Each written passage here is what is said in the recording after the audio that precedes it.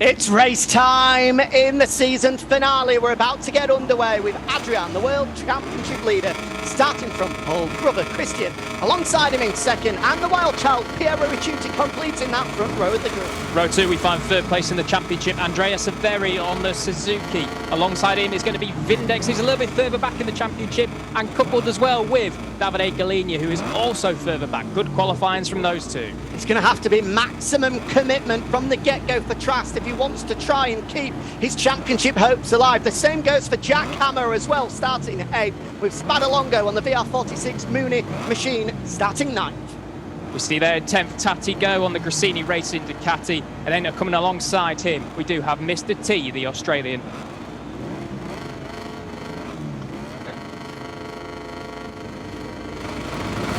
So here we go then, 10 laps ahead of us in Argentina. Which way will the championship pendulum swing? We're about to find out. It's a good start from Adrian from pole position. Contact in the back, is that Trastevere? I think it is! The world champion has gone down! He's crashed! Davide Galigna down as well. Can you believe it? The man hoping to reclaim his world championship has surely now seen those hopes go up in smoke. Trast dead last as we go through the opening sector. A disastrous start for the Italian. He surely now will not be reclaiming his throne in 2022. How many times this year we see Trastevere have difficulty off the line or around the first lap? Once again, the Yamaha man is up against it now. This really is going to be do or die for Trastevere if he wants to. Oh, and has he gone down again? Surely not. Is that a second crash? And he's ejected the game as well. Well, dearie me, what's gone on here? It was a collision with Vindex. I mean, you couldn't script it. His fellow Yamaha man, those two trained together on a regular basis. They came together and had the collision. I hope we can see a replay of it to see what happened exactly. Meanwhile, on the front, we've hardly mentioned it. It's Adrian, the pole man, leading away. And Ricciuti and Severi are side by side, elbow to elbow here. Fighting it out for second. These points are absolutely vital. Severi trying to squeeze through, but no way. The wild child slamming the door shut, and this is helping Adrian Jack. We've not even completed the opening lap, and he's already edging up to half a second clear. Yeah, half a second, that really is the magical buffer in eSport. Half a second is what we call comfortable in this game, and if Adrian can maintain that as we go down throughout the remaining 9 of these laps, that is going to be it. I mean, the championship will be blown, well, not even wide open, it's going to be absolutely destroyed because Adrian will go into it with a huge lead. He'll pick up, what's he going to pick up now? It's going to be a massive amount of points. It's going to be a team down. But I tell you what, look at this, Piero Ricciuti, the wild child, he means business. Here's a quick replay then of Trastevere off the line. What happened? Oh, it might have been some connection issues. Can you believe that from Trastevere? Was it Vindex? It was Vindex. Flashed in front of him. I mean, the heart does go out for him. It wasn't the ideal start for Trast, but regardless, for his championship to pretty much end in those circumstances. Dive up the inside. Like Christian runs high, wide, and hands no allowing Severi to come back through. Honestly, your heart does go out for Trast, and you can understand why he's just decided to quit the game as a result. Because, well, game over for him, quite literally. Yeah, that is Gamer's rage all over it, to a T. And I tell you what, Piero Ricciuti means business. This has been a phenomenal lap then from the Ducati man. Look at the corner speed he carries into the flick here. We're coming down now into the final sector, and this is going to be some lap this from Piero Ricciuti. We said last time out at round 4 of the Global Series, it was his best round in 2022 so far, and it's looking like he's kicking on at just the right time here as he's putting a 2020 world champion and championship leader under pressure. He's going to need some assistance from elsewhere though. Don't be surprised that if Ricciuti is close enough for him, he tries to make it as an aggressive move as possible, as he has to see the championship leader fall down the order. If he finishes second behind him, Adrian will take that all day long. Despite finishing second, extends out his championship lead even further. Yeah, I believe that championship, well, gap anyway to Piero Ricciuti. If it was to finish the way this would be, Adrian would have 33 points over Piero Ricciuti. But of course, Andrea Severi is there in third. He is only, what is he? He's 13 points behind. Oh, look at this, we're going to be changed for the lead then. Piero Ricciuti on the Ducati with some slipstream up into turn 5. And does he get the job done? Has he managed to pull it down to an apex? He has, and he blocks Adrian coming out of turn 5. This is going to be crucial then. The flick through through turn 6. Lots and lots of time to find a run on him down into turn 7, but it looks as though Piero Ricciuti has got the move done. Fantastic move then from the wild child. Yeah, brilliant stuff from Ricciuti. He just about got it stopped, pulling it back to a late apex, slamming the door shut on Adrian, who was trying himself. There was no sort of championship in the back of his mind there as it looked to poke a front wheel through. Ricciuti got the job done though, clean move, a smart move, and he hits the front, looking to take a first win of the year, can you believe it? It's not been a hallmark year for the factory Ducati man, signed at the start of 2022 to try and fight for the championship, but it hasn't gone to plan for him so far. A little bit wide there for the penultimate corner, but he'll swing it back across before going left for the final corner. Still holds the advantage, that's 3 laps completed here in Argentina, and it's Ricciuti leading the way.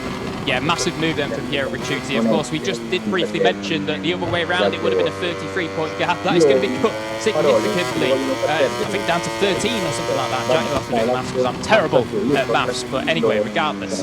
Flying then into lap 4, and this race is just starting to settle into it. We do have these top 4 that have definitely streaked out a little bit of a gap.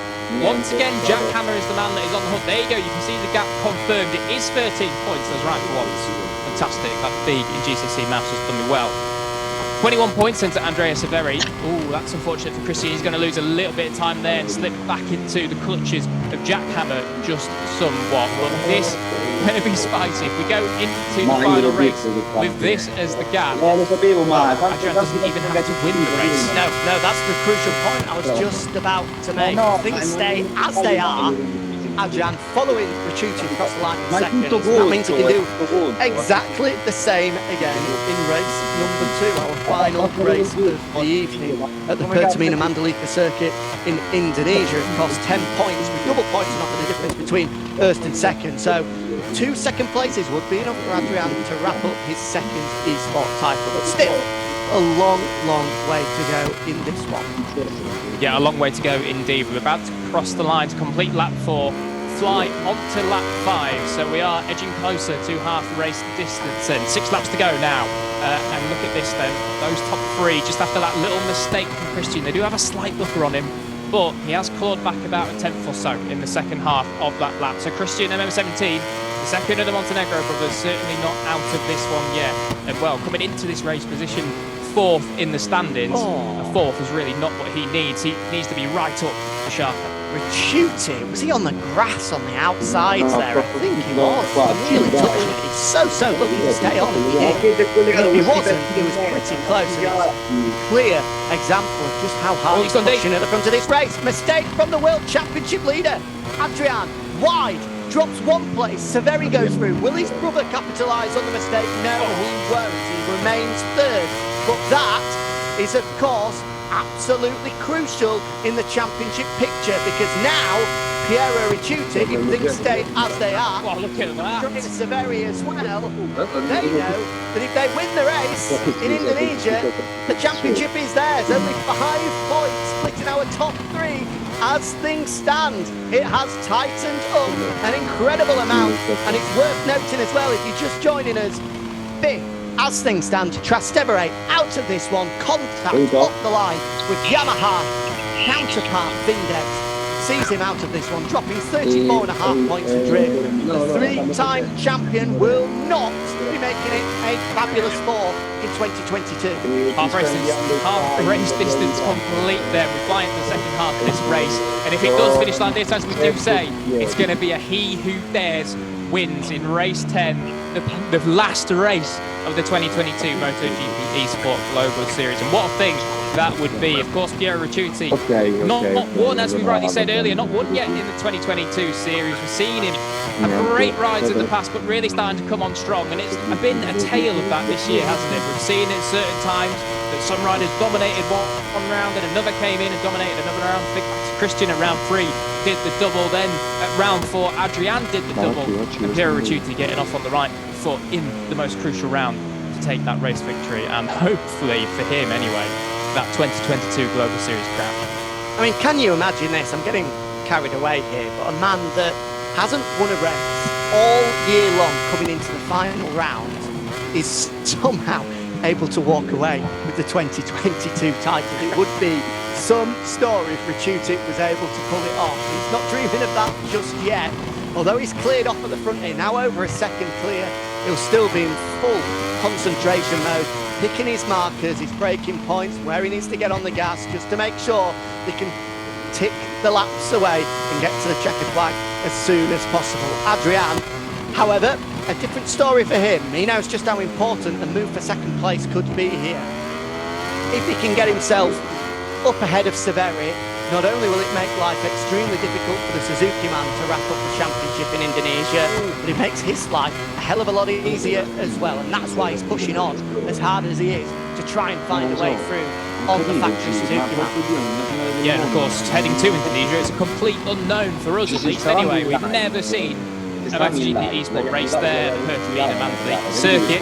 These guys, of course, have done plenty of laps testing their private lobbies and also in our free practice sessions that we have before these shows go live for qualifying the day before what you're watching now.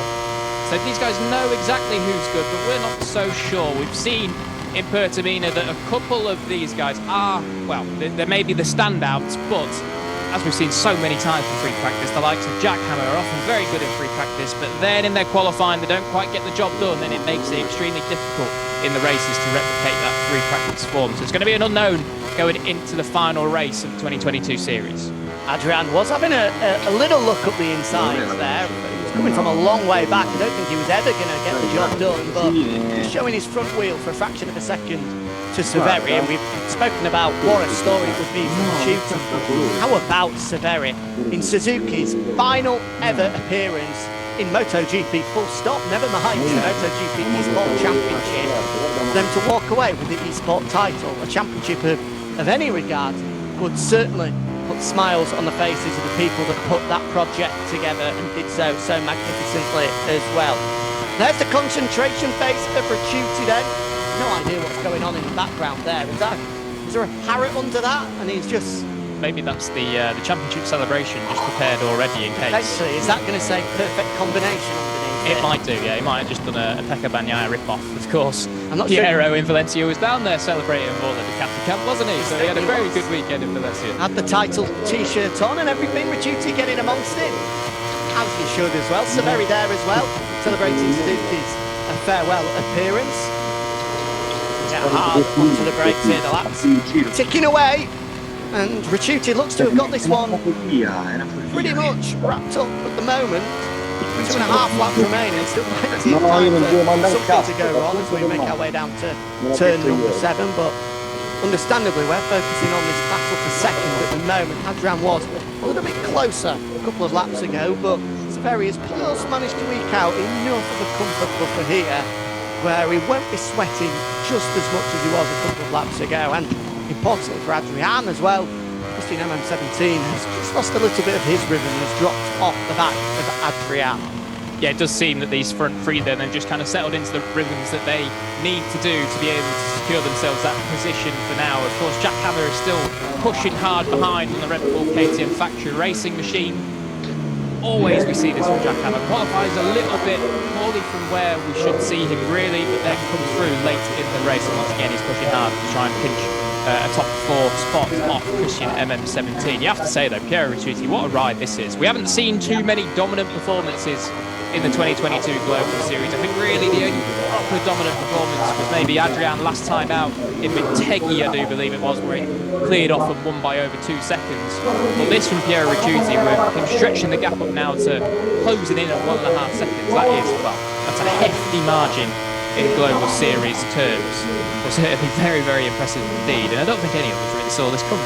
No, to a certain extent, we should have really seen it coming. Looking at the form book, he did finish second in both races last time out at round 4 in Thailand and Japan. So he had a little bit of form there, but was put under some pressure in both races by Christian MM17. Meanwhile, Adrian was extremely dominant, but we said not won a race all year long. He's rocked up here and made the move importantly on Severi and then on Adrian. to be able to romp clear. Now, only a lap and a half away from a vital victory for the factory Ducati man. Yeah, vital indeed. And something that Piero, of course, has needed really this year. We haven't seen him win yet, and he was kind of tearing his hair out at the start of the year when he was finishing kind of 5th, 6th, struggling to even get on the podium at the start of the year. Flies onto the final lap. This one seems to be all but in the bag, and what a win it will be.